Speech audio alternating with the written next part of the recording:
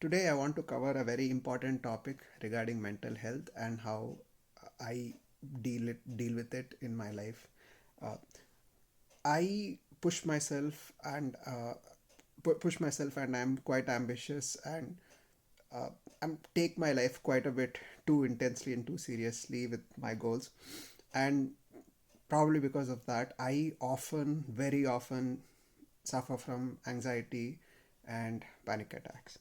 So, especially if you are pushing it's sort of like if you are pushing your body to lift at max capacity when you are under a time pressure and you are fighting for things, like it's very often that my brain sort of collapses, crashes, and I get racing thoughts.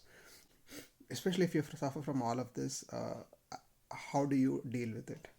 And the way I've dealt with it, or the structures that I have in place, are sort of interesting, and I want to share one of them. So the first thing I'd like to show is the first structure I have in place is when I go to the gym, I have the exact same warm up. So if you notice my day, it always stands with a warm up which has 4 crosses, and then it has bar work which has 8 crosses, and the previous day has the same one. As no matter the day, I have the exact same warm up, bar drill, warm up, bar drill. Even if I go down backward, you'll see that I have a warm up and a bar drill. So this sort of trains my brain is no matter what is happening, I once I go into the gym, I have a set routine, and that it's a very long warm up and it annoys a lot of people. Within 30 minutes, it's like it is one of the ways that it's not hard, and I also have imprinted in my brain what I'm supposed to be doing. So my warm up actually consists of, first it consists of 3 minutes of rowing, and within those 3 minutes, the first minute is sort of casual, but in the next 2 minutes I try to mimic the same motion that happens in a clean, which is keeping the elbows straight and exploding with my hips, and I try to reach a power output of something like 1200 calories, progressively increasing it. So that is the first thing that blocks off my mind. And then I have foam rolling and some basic stretching. This is sort of uh, gives my mind a chance to goof off, but the way I avoid that is I have the exact same song. So in order to be a little more specific, in my warm up I listen to the exact same song I've been listening to since I started weightlifting. uh, so to be honest, I did not listen to Coldplay and Linkin Park when I started lifting. I listened to Telugu songs mostly from Devisri Prasad, and I've been listening to those exact same songs except with minor changes. Uh, Actually, those changes happen on a more like a yearly fashion when one song comes in. So literally, I can say that the whole of 2019, I listened to the whole of 2020, I've listened to the breakup song of Arjun Reddy.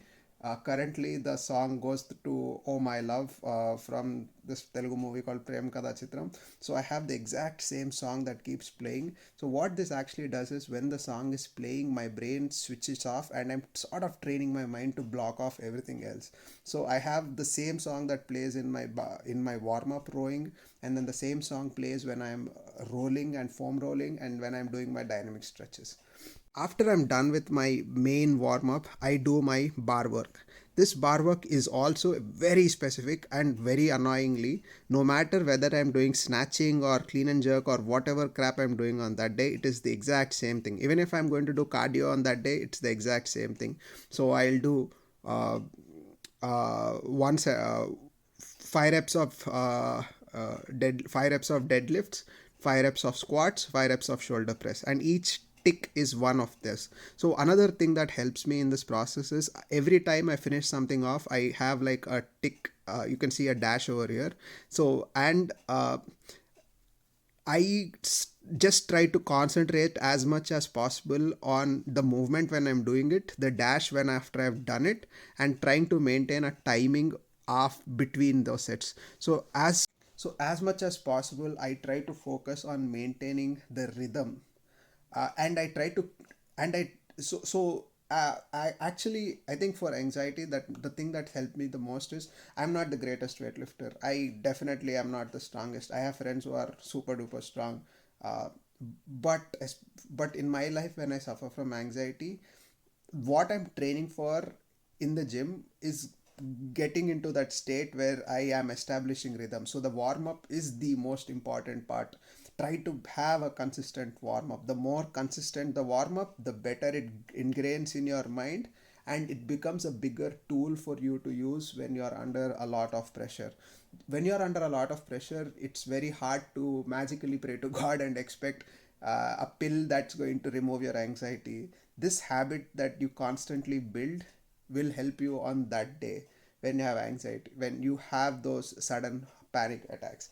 So coming back to my bar work, I again, people who are not into serious weightlifting might not get this, uh, but it doesn't matter. What I want to talk about is my approach, which I think is way more general.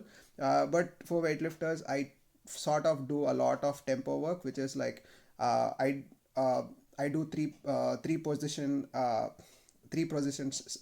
snatch deadlift from the hang. So basically a hang power to knee, hang power below knee, um, and it's not a full hang snatch, it's a snatch deadlift, but I try to cover the positions that I'm supposed to flow through, and I try to ensure that I'm hitting the right positions. One thing that my coach once told me was hit me very hard, that is, if you start the movement wrong, there is no way you cannot get the correct movement from an incorrect position, from an incorrect start. So I try to just go through the positions, pause, and again go back from the position, pause. So I do a little bit of pause work. So the first part of my bar work is more of going through the positions, nothing explosive. The second part of my bar work involves starting to move more explosively. So again, I have an exact set. So it goes with I do a snatch pull from various positions with various tempos, but explosively. Then I have a muscle snatch. Then I have a tall snatch where I turn over, and I do 3-4 reps of each, and that would be one set. And I do 3 sets of that, and then I do 2 sets of drop snatches because I'm horrifically bad at dropping explosively. Again, I'm constantly drilling to in my head the timing. So at the end of this, I have reached some set of, okay, I am going through something very, very, very familiar.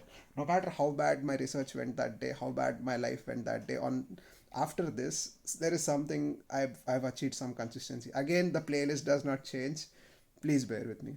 And then now I start going into my main movement. Again, here is one thing which is very consistent.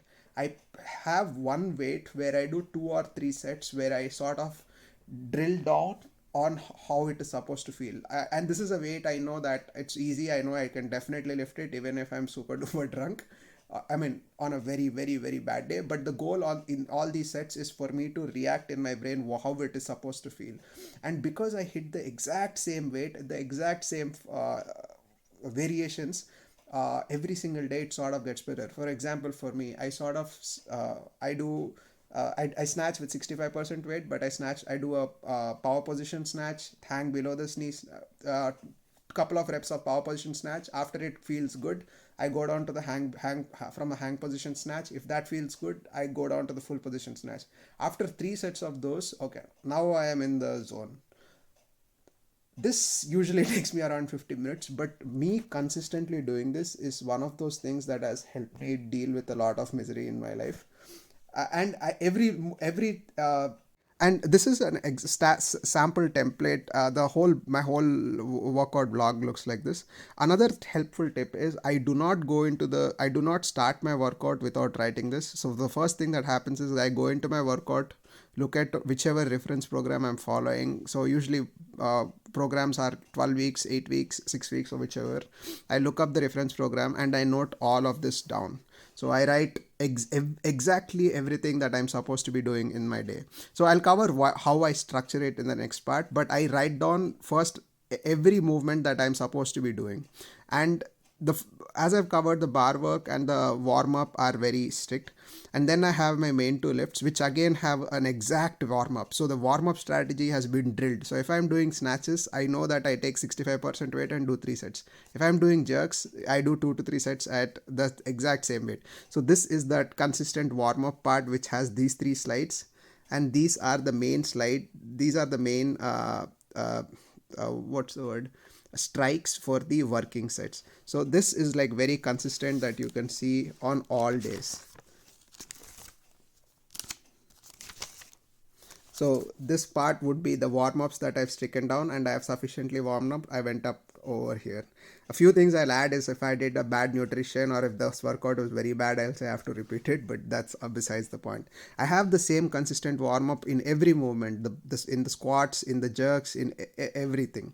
Now another thing and another important thing is I don't even put on my shoes before I write this thing down. So first thing as I do as I enter the gym is I open my notebook and I first write the warm up, even though it's exactly the same. Then I write the bar work, even though that's exactly the same. And then I write this section, which I have to reference back. And then I usually sort of finish off with one bodybuilding piece, which is used in this example is like the bench press, which is not a weightlifting or a leg strength movement. And then I finish off with some form of conditioning, which is burpees, dips, and triceps in this particular day. So another reason I sort of log my workouts is while I follow a set template for my main Olympic lifting, why I want to be an Olympic lifter is a different story. But uh, in this example, even though that main piece has a set which I sort of follow some structure, I just look up a program and I follow it. Because uh, the other parts don't. Like for example, bodybuilding has there is nobody is giving me. I just have some rules like.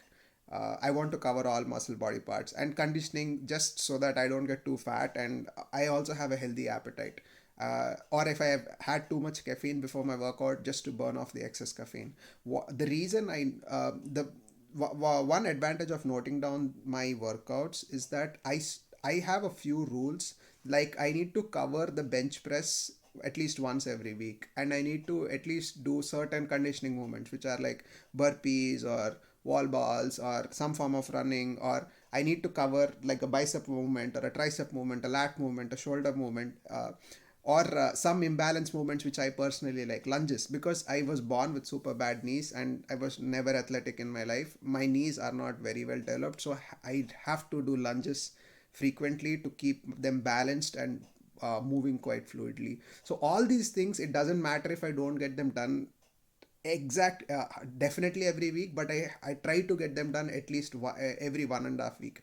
So I think especially for me, because I'm not a professional athlete, getting everything done in 5 days is definitely hard, but I can get everything done at least 80% of the time or 70% of the time. In order to ensure that it's exactly 70 and not below 70, I follow my work. I check my last 3 days and I see if there is something that I have missed. Oh, I haven't done biceps in the last 4 days. I'll add biceps. So there is a little bit of improvisation that I do so that I cover every body part as frequently as possible. Or I cover every body part definitely once every 1.5 week. I'm not falling back on my abs. Like I will skip abs if it's getting too late, and if I have to finish it, it's gonna get too late in the night. So in order to cover like an ab movement, or if I haven't done conditioning in like 3 days straight, that's bad. If I haven't done any monostructural work, which is like a long range running session or a bike session or some form of rowing work, that's too bad. So in order for that balance, I sort of use this.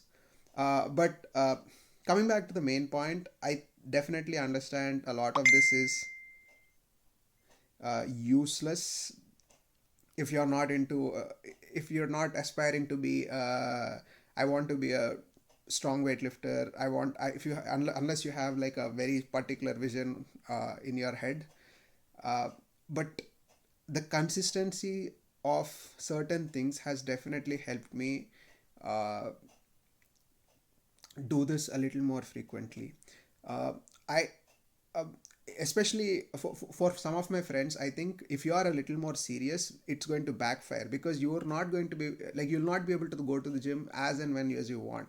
Because over time, even for me, the workouts actually gave me more anxiety, because I was not one of those guys who went to the gym and was just randomly doing some stuff. I had I was following percentages, and percentages get really hard if you have another anxiety in your life.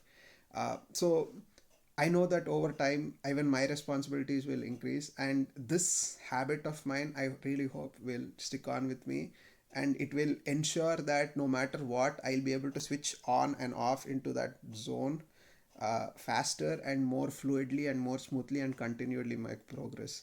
And I have to make progress continuously, because I never played any major sport for the first 20 years of my life. So I had I started late. So in order to fit the number that I have in my head, I need at least 5 to 10 more years of consistent training. So in my head, I want to do a clean and jerk of 100 kilos and squat 150 kilos or 140-ish kilos. So that's gonna take a little bit more time. So for that, I need to have these processes in place.